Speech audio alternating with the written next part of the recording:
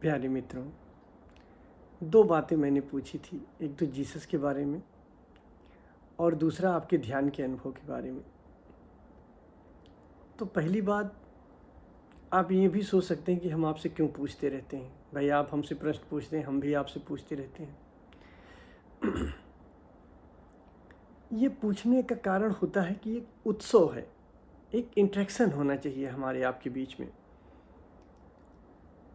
आपकी क्या समझ में नहीं आ रहा है, हमारे शब्द क्या आपको मौन तक ले जा रहे हैं, उस परम मौन तक आपको पहुंचा रहे हैं कि नहीं, ये ज़रूरी है जानना।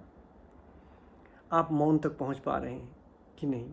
ये जो उत्सव है ध्यान का हमारे आपके बीच में, क्या आप इसमें शामिल हैं? एक होता है कि उत्सव को देखना और एक होता है कि उत्सव में शामिल होना। तो उत्सव में हमें शामिल होना है, देखना नहीं है। ज़्यादातर भीड़ देखने वालों की है, लेकिन देखने से कुछ नहीं होता है। तो आप इस उत्सव में शामिल हो, आपका हमसे बातचीत हो, आप मेरे शब्दों से मौन में उतरें। जो मैं बोलता हूँ, जो मेरी बातें हैं, उससे क्या आपके भीतर मौन पैदा होता है? अगर मौन पैदा होता है तब तो सार्थक। अगर मौन नहीं पैदा होता तो फिर मेरा शब्द भी बेकार है आपके लिए, वो भी एक बौद्धिक ज्ञान बन के रह जाता है, उसका कोई मतलब नहीं। तो पूछने का कारण सिर्फ ये होता है कि हमारे आपके बीच में एक इंटरेक्शन हो, आप इस उत्सव में शामिल हो, इस ध्यान के उत्सव में शामिल हो। तो पहला प्रश्न मैंने पूछा था कि जीसस कहते हैं कि सुई की नोक से ऊंट निकल सकता है, मैं इसे मान सकता हूँ, लेकिन एक अमीर व्यक्ति कभी मुक्त नहीं हो सकता है। तो अमीर व्यक्ति, दरअसल होता क्या है कि हम जब भी किसी के बारे में सुनते हैं, कुछ बुद्धों के बारे में या ऋषियों के बारे में, तो या ऋषि कुछ कहते हैं कभी, तो ऋषि या बुद्ध, हमेशा आप ये जान लीजिए, वो ऋषियों ने प्रतीकात्मक चीज़ें कही, काव्यात्मक चीज़ें कही। काव्य भी एक तरीका होता है अपने प्रभु का वर्णन करने का या अपने प्रभु की सौंदर्य को दिखाने का।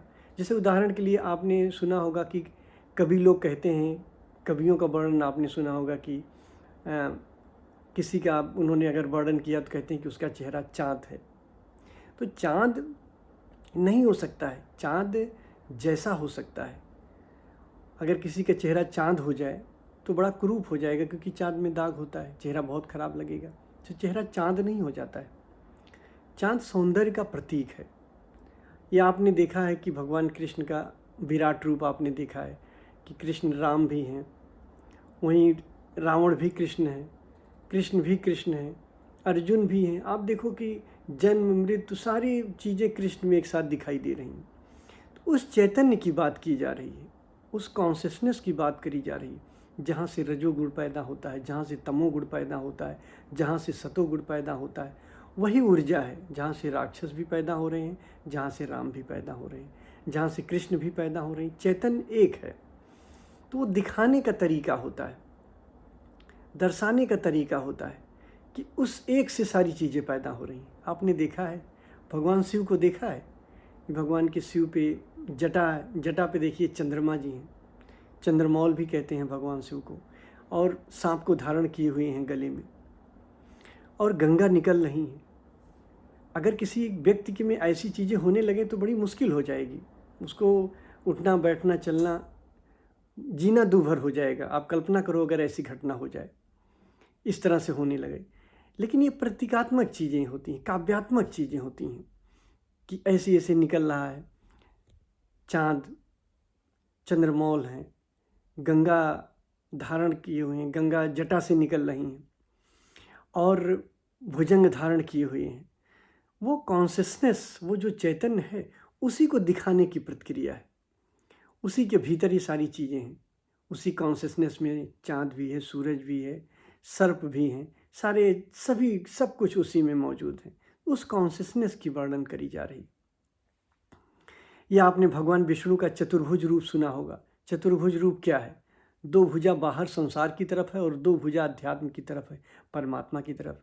तो इसमें ये दिखाई देता है कि भगवान विष्णु का एक छोर संसार में है, एक छोर संसार का है, मनुष्य का छोर है, और दूसरा छोर परमात्मा का छोर है। आपका भी यही छोर है, एक छोर आपका परमात्मा छोर है, दूसरा मनुष्य का छोर है। दो भुजा संसार की तरफ है और दो भुजा परमात्मा की तरफ है। तो प्रतीकात्मक चीज़ें होती हैं, काव्यात्मक चीज़ें होती हैं, हम इसको ऐसे समझ लेते हैं। जब जीसस कहते हैं कि एक धनी व्यक्ति मुक्त नहीं हो सकता है, तो वो धनी उसको बोल रहे हैं जो विचारों का धनी है, भाव का धनी, आर्थिक धन की बात नहीं कह रहे हैं। मतलब हम सवाल आपसे इसलिए पूछते हैं ताकि आप प्रतीकात्मक चीज़ें समझ सकें, ताकि आप समझ सकें कि किस बारे में इशारा किया जा रहा है। हम ठीक ठीक वैसे ही ना समझ लें, क्योंकि वैसे समझ लेते हैं इसी का सारा उपद्रव होता है। तो क्या कही जा रही है? कहीं ऐसा तो नहीं प्रतीकात्मक वर्णन है, कहीं ऐसा तो नहीं काव्यात्मक वर्णन है। तो हमें इसको देखना होता है। लेकिन ये तब संभव होता है जब हमारे पास कोई कसौटी हो, हमें ये पता हो कि हाँ, एक बुद्ध क्या कह सकता है। ये बुद्ध अगर ये कह रहा है या ये ऋषि ये कह रहे हैं, तो इसका अर्थ क्या हो सकता है। अगर हमारी कसौटी है, हम उस रास्ते पे चल रहे हैं, हम पहुँचे हैं, तो हम उसको तौल सकते हैं कि क्या सही है क्या गलत है। तो जब जीसस कहते हैं कि अमीर मुक्त नहीं हो सकता है, तो वो सिर्फ उस बात की अमीरी कह रहे हैं जो विचारों से, जो भाव से अमीर हैं, जो अहंकार से अमीर हैं, वो कभी मुक्त नहीं हो सकते हैं। यहाँ आर्थिक अमीरी की बात नहीं है। आर्थिक अमीरी तो हो सकता है आर्थिक रूप से कोई अमीर हो वो भी मुक्त हो जाए, या आर्थिक रूप से कोई गरीब हो वो भी मुक्त हो जाए। जैसे गरीबी में कबीरदास जी रहे हैं, गरीबी में रैदास जी रहे हैं, अमीरी में जनक रहे हैं, बुद्ध रहे हैं, महावीर रहे हैं, ये सब रहे हैं। तो अमीरी आर्थिक स्थिति के बारे में बात नहीं हो रही थी। यहाँ पे मन के, विचार के, अहंकार के लेवल की बात हो रही है कि जो मन का अमीर है, विचार का अमीर है, भाव का अमीर है, या अहंकार का अगर सारा जोड़ जोड़ के कहा जाए तो जो अहंकार का अमीर है वो कभी मुक्त नहीं हो सकता है। इस बारे में कहा गया था। हो सकता है कोई आर्थिक स्थिति में अमीर हो लेकिन भाव से गरीब हो, विचार से गरीब हो, अहंकार से गरीब हो, तो मुक्त हो जाएगा ना। और दूसरा प्रश्न था आपका अनुभव। बहुत लोगों का मैंने अनुभव पढ़ा और बहुत अच्छा लगा आपका अनुभव सुन के। ये जो कर्मयोग आपने ध्यान किया, दिव्य कर्मयोग ध्यान, ये ध्यान, लेकिन आप ये हमेशा ध्यान रखो जिन्होंने नियम ध्यान किया है उसी का ये ध्यान अच्छा हुआ है। जिन्होंने कभी नियम ध्यान किया ही नहीं उसका ये ध्यान अच्छा होगा ही नहीं। हमेशा इसका ध्यान रखना। अगर आप ट्रेन पे चढ़े ही नहीं हो तो ट्रेन से उतरोगे कैसे? उतरना तो तब संभव है जब कभी ट्रेन पे चढ़े हो।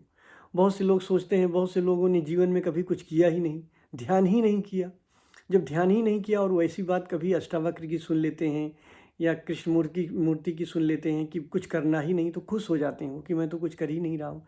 लेकिन ये कुछ करने से कहीं पहुँचना नहीं होगा।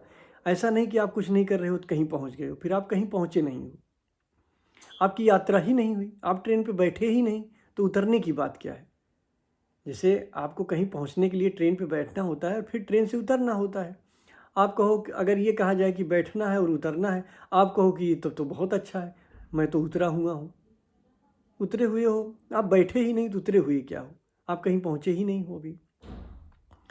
तो ये ध्यान, ये भी आप ध्यान रखना कि हमेशा नहीं करना है। आप अपने आपको नियम ध्यान जो आप करते हो हमेशा करना, सजगता हमेशा रखनी है, आपको सजग हमेशा रहना है।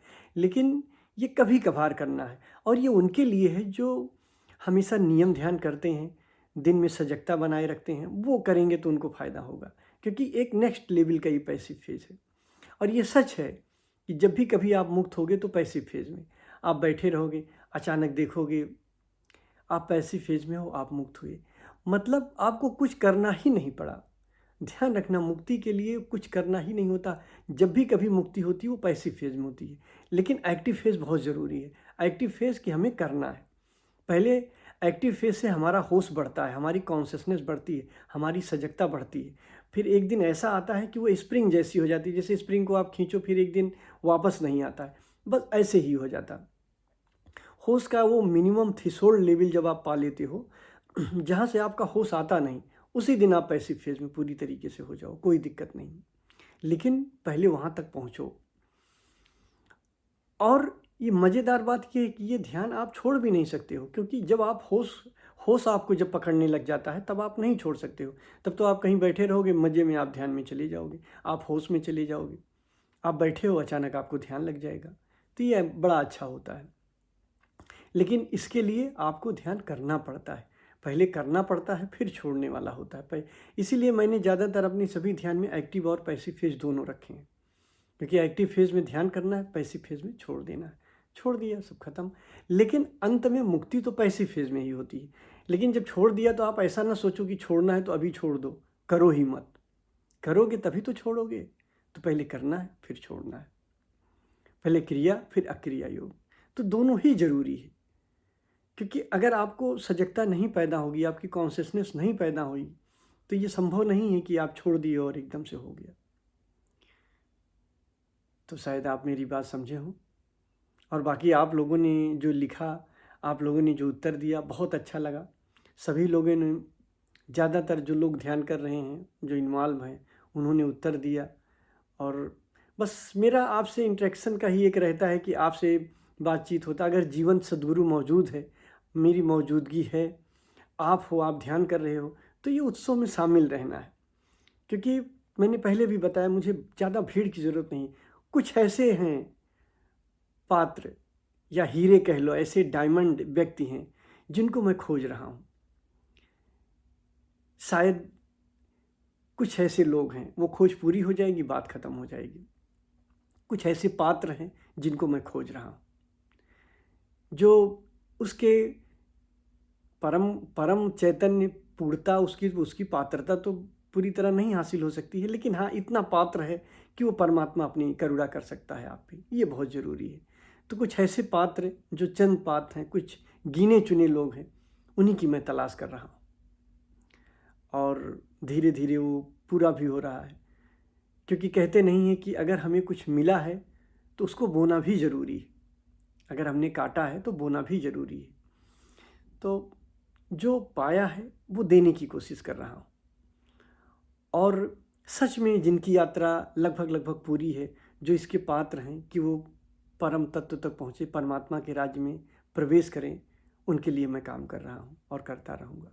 धन्यवाद।